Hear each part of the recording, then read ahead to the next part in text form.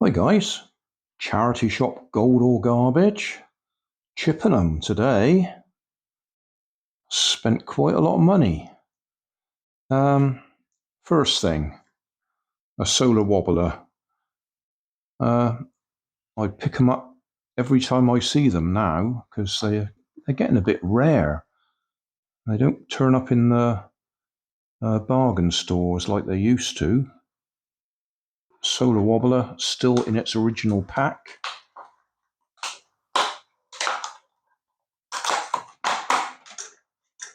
Just have a look, see if it'll actually start rocking. It's still daylight at the moment. Yeah, that looks okay. In fact, I'll probably put that in the window ledge next to that one, which is different, as you can see. That's going quite well. It's clicking away. Okay, so yeah, solar rocker, and I paid £1.99 for it. Next on the list, books. Or this book anyway. I have collected books from charity shops over the years. I collected Beast Quest books for my grandson. Probably ended up with over 100 of them. I don't know what's happened to them. Then I was collecting Ian Banks books, fiction. Quite enjoyed reading them. I'm only about halfway through them. I've also got the Ian M. Banks series. You put an M in the middle of his name to indicate it was science fiction. So you've got Ian Banks fiction and Ian M. Banks science fiction. I got the entire set.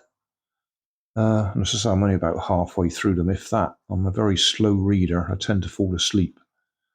Anyway, my wife has decided that she likes this author, Rachel Lynch. And I collected, I don't know, about 8 or 10 of them. I thought that was all of them. And then today I found there's another lot. I think I'd got up to Lying Ways. So there's another 3 there. Plus there's these other ones up here that aren't on the list that I had. So I thought I'd finished, but now I find I've got some more to find. Still, that keeps her occupied. Next, yeah, another one of my wooden clip-together kits. Key imports. Haven't seen this one before.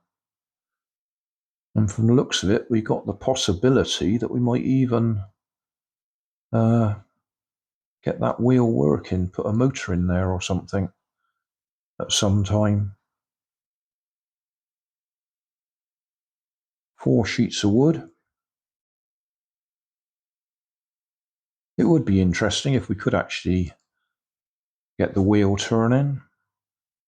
I don't think I'll try turning it with water. I'll put a little electric motor in there at some time. Anyway, that'll go in my collection that I use for rainy days or when we go on holiday, or I've got some in the car for when I'm sitting there waiting for Nanny when she's gone shopping or whatever. And then finally, oh, did I say that was £2, that one? I don't remember how much the book was. £2.99. Quite often they're sort of 2 for £1. Never mind.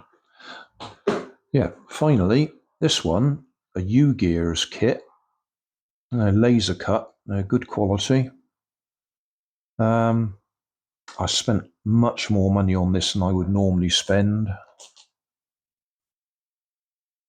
£11. That's 11 times what I'd like to spend.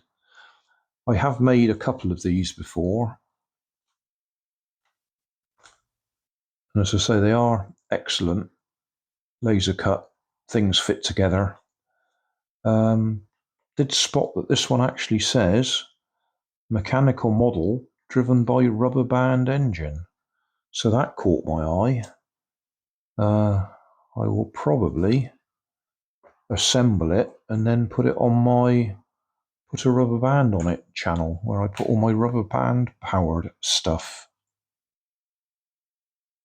Yeah, that's going to take quite a while to put together. I mean, there's a lot there, lots of gears inside. It does look interesting, but that's not a 5-minute job. That's probably going to be several days.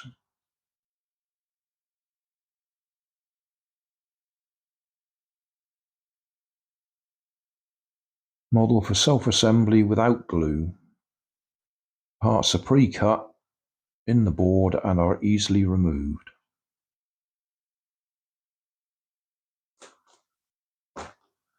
I did think it looked particularly interesting. That was the RSPCA in Chippenham. A few years ago, they had a rather nice U-Gears set in there, and I didn't buy it because it was expensive and regretted it ever since. So when I saw this one in there, I thought I'll buy it regardless. So there.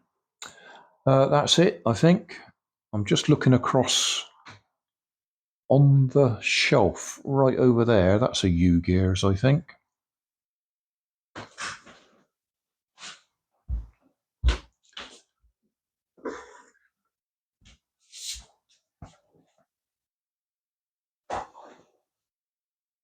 Yeah, that's a U-Gears.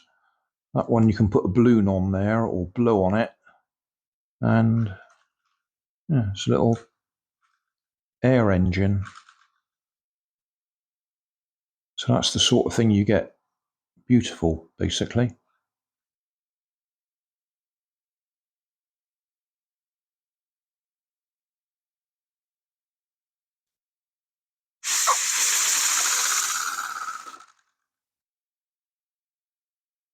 Yeah, lovely. Thanks for watching. Don't forget to like and subscribe and leave me a comment so I know how I'm doing.